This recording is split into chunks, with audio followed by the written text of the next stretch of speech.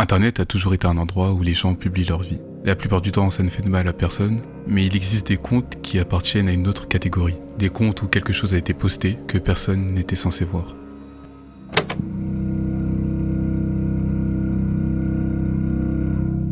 En 2017, une adolescente de 18 ans, Obdulia Sanchez, roule en Californie tout en étant ivre.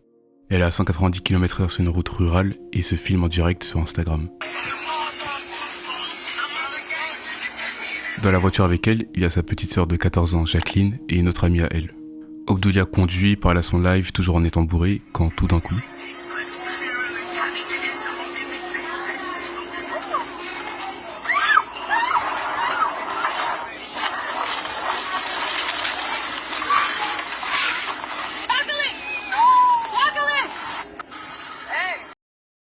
Elle fait un écart sur le bas-côté, tente de se rattraper, mais perd le contrôle de sa voiture. Elle traverse une clôture de barbelés avant de faire plusieurs tonneaux dans un champ. Son amie et sa petite sœur ne portaient pas de ceinture ce jour-là. Elles sont donc éjectées du véhicule et Jacqueline, 14 ans, meurt sur le coup. Mais ce qui donne vraiment froid dans le dos, c'est la réaction de sa sœur juste après l'accident. Au lieu de couper son live et d'appeler pour de l'aide, Obdulia continue et filme toute la scène d'accident. Mais vraiment tout. Dans la rediffusion du live, qui est vraiment horrible à regarder, on la voit filmer le corps sans vie de sa sœur, gisante dans le sang, le crâne ouvert. Et le pire, c'est qu'elle semble pas plus choquée que ça. Dans le live, on l'entend dire «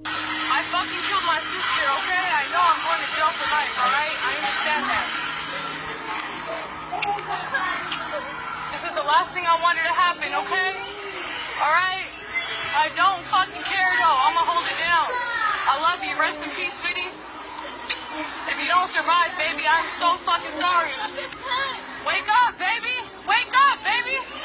Wake up, baby! I'm fucking sorry, baby! I did not mean to kill you, sweetie! Sweetie, I'm fucking sorry! Sweetie! Please! Wake up! » Plus tard, elle justifiera ce comportement en expliquant qu'elle savait qu'elle avait plus de 5000 abonnés et que sa famille n'étant pas riche, c'était le seul moyen pour elle d'avoir des dons rapidement pour offrir des funérailles décentes à sa sœur. Mais en réalité, on sait qu'elle n'a jamais pensé à ça sur le moment et qu'elle était juste bourrée. Même si cette démarche plus que bizarre a permis de récolter plus de 12 000 $ pour la famille de Jacqueline Sanchez. Les gens ont eu de la compassion pour Jacqueline qui a eu le malheur d'avoir une sœur complètement folle. En février 2018, la justice finit par rattraper Obdulia. Elle est condamnée à 6 et 4 mois de prison pour conduite en état d'ivresse et homicide involontaire au volant avec négligence grave.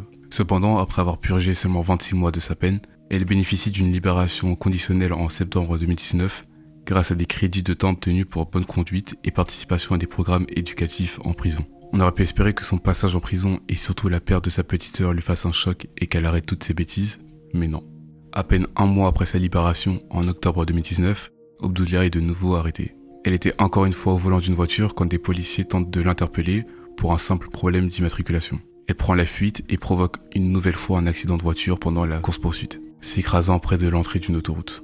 Elle est donc retournée en prison pour une courte période pour possession d'armes, conduite avec un permis révoqué et violation de sa libération conditionnelle. Dès 2022, en étant à nouveau libre, elle avait fait son retour sur les réseaux sociaux où elle postait des vidéos d'elle buvant dans des voitures et rigolant sur son sombre passé. Et voyez ça comme une forme de karma ou non, mais le 2 décembre 2025, à l'âge de 26 ans, elle perd la vie à Stockholm dans des circonstances extrêmement violentes. Elle est mortellement touchée durant un drive-by, donc en gros quelqu'un lui a tiré dessus depuis une voiture en marche. L'homme qui l'accompagnait a également été touché. Les enquêteurs ont finalement pu arrêter une suspecte, Monica Barajas, pour meurtre et tentative de meurtre en lien avec cette affaire. Depuis son live tragique sur Instagram à sa fusillade mortelle, la vie d'Obdulia Sanchez restera l'une des histoires les plus sombres montrant les dérives mortelles liées aux réseaux sociaux.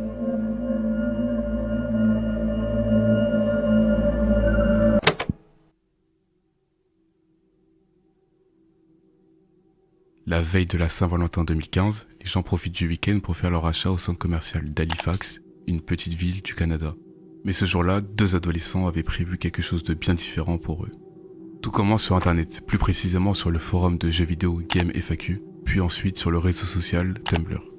C'est ici que vont se rencontrer James Gumbles, un Canadien de 19 ans vivant près d'Halifax, et Lindsay Souvanaras, une Américaine de 23 ans originaire de Chicago.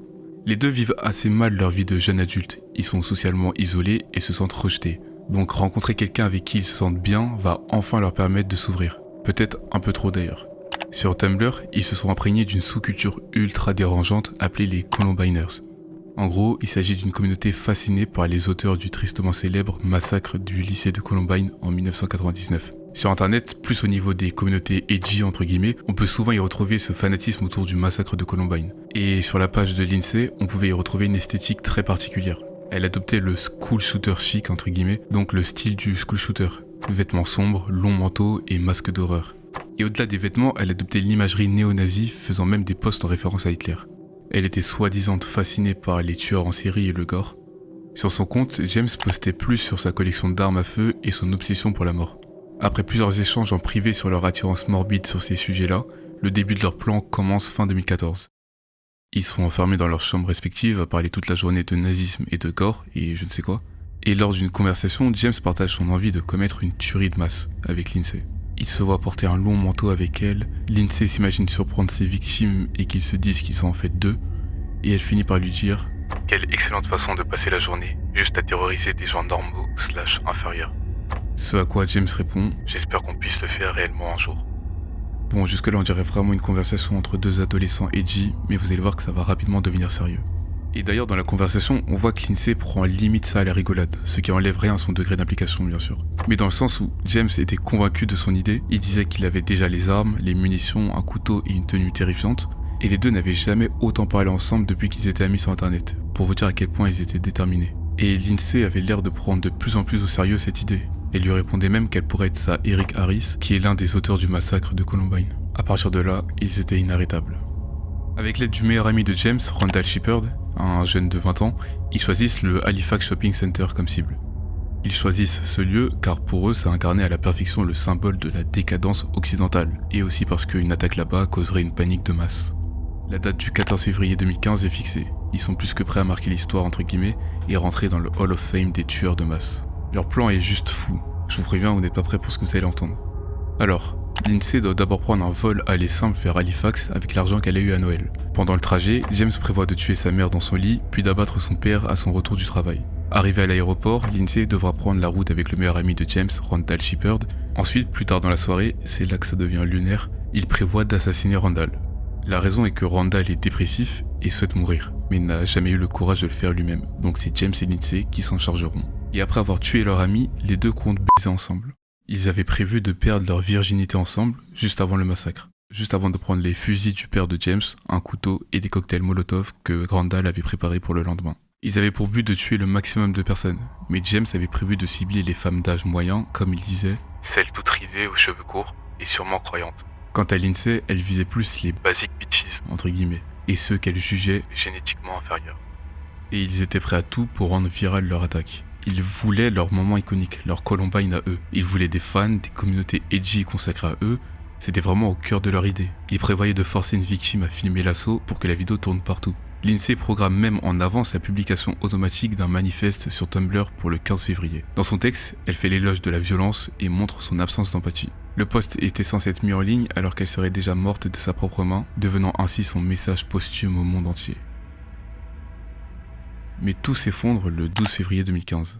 Une personne anonyme contacte la ligne d'échecs au crime pour dénoncer le complot qui se passe sur internet. Les enquêteurs prennent l'affaire très au sérieux et encerclent rapidement la maison de James Goebel dès le lendemain. Il comprend que son projet vient de prendre fin, James refuse de se rendre et se suicide d'une balle dans la tête avec le fusil de son père. Pendant ce temps, Lindsay atterrit à l'aéroport avec une petite valise contenant sa tenue de la mort, un masque orné d'un crâne et des livres sur les tueurs en série. Mais elle va quand même passer le premier contrôle. Mais un autre agent va la trouver bizarre. Il dira plus tard qu'elle avait des mauvaises dents, une mauvaise peau et une attitude étrange, ce qui éveille ses soupçons. De plus, elle avait pris un ticket aller simple à la dernière minute, un peu de cash et une petite valise. Il pensait qu'elle transportait de la drogue ou qu'elle était droguée. Informé de la menace, les autorités l'arrêtent sur le champ. Randall qui l'attendait à l'aéroport est également appréhendé, et tout ça se passe quelques heures avant le début de leur plan. Le bilan judiciaire de cette affaire a été sévère pour marquer les esprits. Randall Shepard a plaidé coupable et a été condamné à 10 ans de prison pour complot. Considéré comme acteur principal dans cette affaire, a écopé de la prison à vie sans possibilité de libération conditionnelle avant 10 ans. Et toutes ces demandes d'appel et de libération ont été systématiquement rejetées. Et d'ailleurs, quand je me suis renseigné pour la première fois sur cette histoire, je me suis posé une question, et je pense pas être le seul. Qui a bien pu prévenir les autorités un jour avant le début de leur attentat ? Alors, officiellement, son identité restera inconnue pour des raisons évidentes. Mais il y a plusieurs théories sur l'identité de la personne qui a sauvé des centaines de vies. Déjà, le podcast The Nighttime Podcast a pu interviewer Savannah Ras depuis sa prison. Au début, je trouvais ça bizarre qu'un podcast puisse interroger Lindsay, mais la raison est assez juste. L'hôte du podcast se trouvait sur le lieu où l'attentat devait se passer. C'est pour ça qu'il voulait l'interviewer pour en savoir plus. Mais bref, durant l'interview, elle a partagé le fait qu'il pourrait s'agir d'un utilisateur de Tumblr. Cette personne aurait eu accès à des détails que seuls les membres restreints de leur cercle connaissaient, comme la date exacte du 14 février et le lieu. Et surtout, il faut pas oublier que sur Tumblr, il faisait partie d'une communauté de fans de Columbine. Et c'est pas impossible que des membres aient pu s'apercevoir que leur délire devenait de plus en plus sérieux. D'autant plus que Lindsay postait des indices sur son blog comme Valentine's Day. Et certains messages privés auraient pu circuler. Deux théories évoquent James Gamble lui-même. Certains pensent qu'il aurait prévenu les autorités car il commençait à craquer sous la pression, sachant que c'était le seul qui avait retardé sa part du plan. Il avait repoussé le moment où il devait tuer ses parents pour des raisons inconnues. Il y a encore plein d'autres théories comme celle selon laquelle il s'agirait d'une connaissance de l'un des assaillants à qui on en avait trop dit et qui avait pris peur. Bref, si vous voulez vous renseigner sur cette affaire et les nombreuses théories autour, n'hésitez pas à faire vos recherches et à en parler dans les commentaires.